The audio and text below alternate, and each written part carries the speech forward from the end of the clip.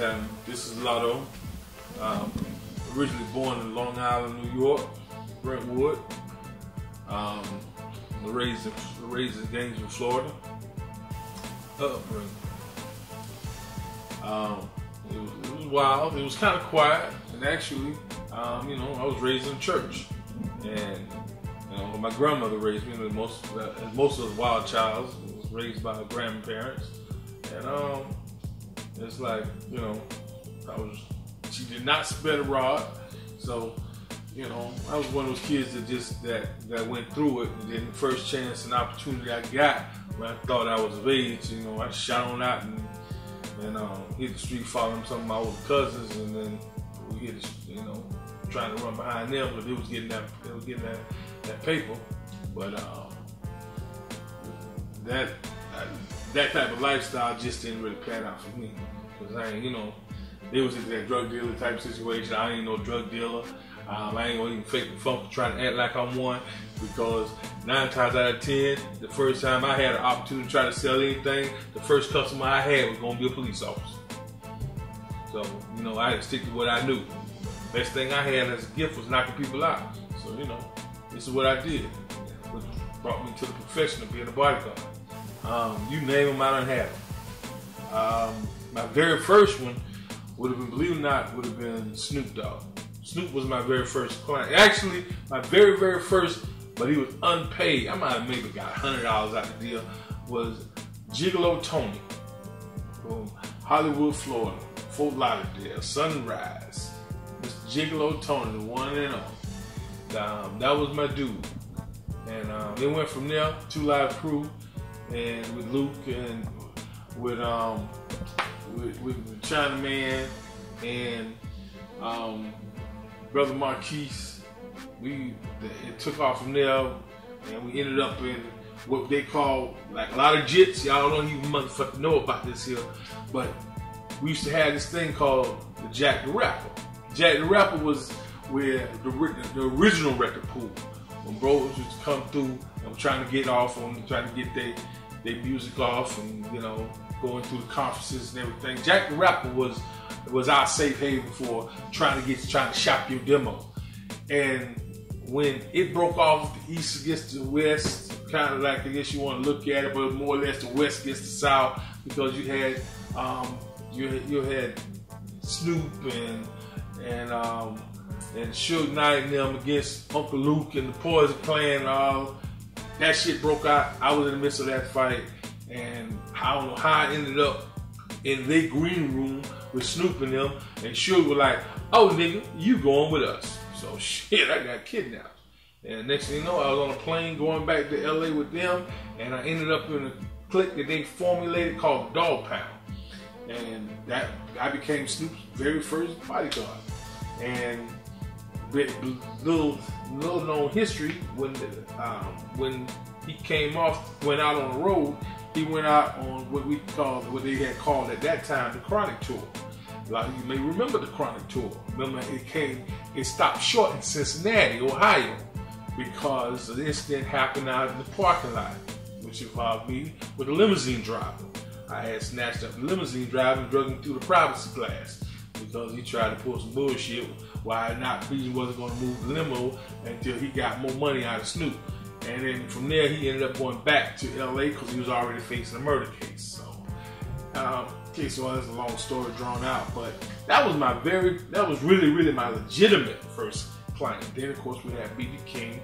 Then you start talking about like Tony Yayo's I've had his bitch ass, and then we talking about Mike Jones with his slow bitch ass, and I mean I can go on forever. We talk about Tank before he got the Muslims involved with being on his detail.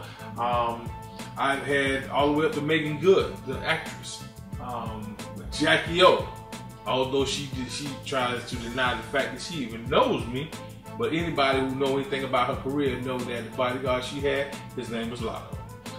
Not the other nigga that's running around calling himself Lotto. It's only one. When y'all see that fuck nigga, you need to punch him dead in his motherfucking mouth and let him know it's only one motherfucking Lotto walking around here. On and off, doing side work with Trina, unofficially, because Rover has always been her bodyguard. Whenever he was down and out and needed somebody to cover for him, I was the one that covered for Trina. Let's see. I worked with Jeezy. My homeboy Waka motherfucking Flocka. That's my motherfucking nigga. You know a nigga fucks with your homie. Then there's Gucci.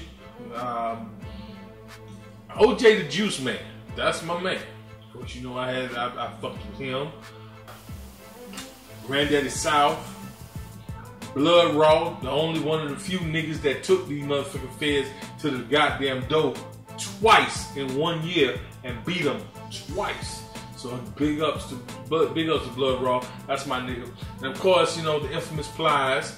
The very first bodyguard he ever had was me.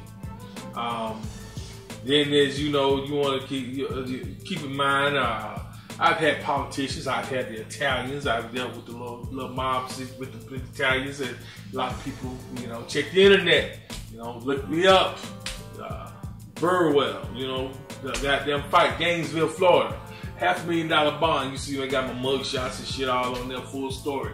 Look the shit up. I've been through so many different clients and different situations. Man, half the motherfuckers I don't forgot. Shit, MC Light. Those are my girls. Let's talk about that doggone my own cousin, Eric Sermon, EPMD, Eve, Metron, Rome. We start talking about the R&B, some of these R&B cats. Man, we talking 27 years in the game, bro. 28, let's say 28 years in the game. And going strong. And I'm still here. Right now, I have Selena Johnson. I have Floyd Mayweather right now. I am more now the coordinator for the security. Outside Selena Johnson, I'm a hands-on and very much her personal bodyguard. The infamous gun charge that took me to the federal penitentiary, put me in Atlanta penitentiary. Man, it's a sensitive situation, so I ain't gonna really get into the name calling. I did go to prison by taking a charge for another brother, and because I refused to snitch on him. I ain't no snitching police ass nigga. But let me tell you something. When the police decide to take you and bring you inside, U.S. Marshals decide to bring you inside that cold ass cherry oak wood built goddamn courtroom, and they announce that they dress you with your indictment charges, all that shit, it changes out from when you was in the state and the county. It's a different story. So anything might happen to your little monkey ass when you start fucking with them people. But the thing about it, when it came down to this particular gun case, I got jammed up. I was at the wrong place at the wrong time. Folks came through from the locals. Sheriff department and police department came in, search warrant on my homeboy house. Just so happened my vehicle was parked out front. It was locked. They went inside without permission, and they pulled the firearm from underneath the front seat. Just so happened, unbeknown to me, that it was even there. It did belong to somebody that I fucked with, and of course they ain't own up to it. But I felt like I wasn't gonna say shit because of the fact that it wasn't my shit, and I knew I hadn't touched it. And besides, the truck wasn't in my name. I knew I could beat the shit and try. It was a win-win situation. But then I had a few people that I trusted, like my wife. I had a few people that I trusted, like my friends. I had a few people that I trusted, like my homeboys. That I knew that I wasn't worried about shit. That turned around and crossed me in the grand jury. So that was what was up against me. And so when a deal was offered to me, first deal that was ever offered to me was that we know who this is after they ran the fingerprints. And when they mentioned the name, I said, well, shit, if y'all know this much, then what the fuck you need to talk to me for? But then come to find out, they really needed me to put that gun on that individual. But it wasn't like I was being some stand-up guy, nothing like that, because I had a brand. I'm a brand within myself. And I had to protect that brand. And the only way I can protect that brand is I had to keep my mouth shut because I ain't cut like that. The main thing that I want to reiterate here is that me not snitching on somebody, it didn't benefit me none, but it benefited me all the way around. I know it's kind of hard to understand that. It's like for me saying that, okay, I'm not going to snitch on you, this, that, another, because I'm hard like that. That wasn't what the purpose of that. It was, I have a brand, and people are now reaching out to me And it's not me reaching out to them. My phone is being rang. People are calling me. I got the actual celebrities calling me, not the management. You know, when I got a call from Mayweather to come in and join his camp, it wasn't the fact that, hey, come join, hey, I need you, my boss want to talk to you, this, that, and other. This man hit me up on my phone. He done reached out and got my cell phone number. I need you to come join Team Mayweather. Okay, Money Mayweather. Okay. Shit, I'm on the first thing smoking. We talk about addictions when I get there. And then when people ask, why are you so popular when it comes to this Bodyguard game? I'm popular because I'm loyal. And that's something a lot of you fuck niggas don't know nothing about. Being loyal. Because these hoes ain't loyal at all. That's some real skip traced ass niggas. And it's just, I mean, let's just keep it motherfucking 100. I walked the pound with my homeboy Lalo that's doing this in production right now. I walked the pound with him. We walked the track and we see them niggas. Half these niggas snitch on each other. They high-fiving each other. They buy mother. They trading stamps and shit. Real talk. But these niggas crying they hard. When I stepped out from that prison, I had my name. It's like a black card. I can use it anywhere. Niggas ain't talk about, man, that nigga tell on your ass in a minute. I don't want that nigga in my camp. We can't do shit around that nigga. That nigga gonna tell something. I ain't never got to worry about hearing that. See, I mean, I ain't no better than another nigga. But the only thing about it is that my loyalty is impeccable. I stand in the paint and I stand up for what I believe in. And that's the motherfucking reason why people fucks with me. A lot of people ain't gonna fuck with me because of that. Because if you don't like what I say, I'm gonna tell you like the motherfucking IS is. I ain't one of them niggas that be talk tough and all that shit, telephone gangster type shit. No, I'm gonna tell you like it is. You don't like it, then get the fuck on. You really don't like it, then I'll punch you in your fucking eye.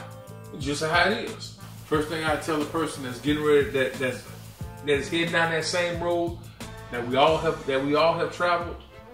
Supervised release is a motherfucker, man. But I'm telling you something, that prison, federal prison ain't what you want. Don't be listening to that shit about the ice cream dispenser and the buffet food, man. That shit's over with. That shit gone. You got to meet motherfuckers by the name of Holly down the hallway. You got to run into motherfuckers that don't give a fuck about you. See me when I was in there, and your homeboys got you and shit, man. I was locked up for 3 months, man, with no motherfucking shower shoes. With the same charge I got right now. Bitch had it and wouldn't even look my way. Couldn't even call that nigga for a stamp. You know what I'm saying? Niggas they ain't had no deodorant. I had to use soap that I found in the shower and shit just to have some soap. That's how fucked up shit is. And I went through that shit. 3 motherfucking years. I was on some shit down there called diesel therapy. I went from fucking one facility to another, sitting 2 or 3 weeks here, 2 or 3 months over there, 6 or 7 months over there, before I even got to the motherfucking pen. I wasn't at no camp. I wasn't at no low. And they call it medium. That shit ain't no medium. Motherfuckers sit up there with them AR-15s up there ready to bust down on your ass. Staying locked down on 24, 23 and 1. Because a bitch that got stabbed to death and shit. Shit, niggas, that shit ain't no joke. If you know you're hanging around, so you know you got conscience. You was given this by God. When a bitch is doing something they ain't got no business doing, get your ass away from that shit, bro. You gotta get your own hustle. Follow your own mind. You gotta be your own supervisor. Yo, man, it's been a pleasure, man, taking the time with my man Lalo. You sitting down here right now, you watching Supervised release. It's your homeboy Lotto. God damn it. Don't become the front of this camera. Stay behind it. You know what I'm saying? Make that channel. It's your boy Lotto. I'm out of here. Wheels, bitch!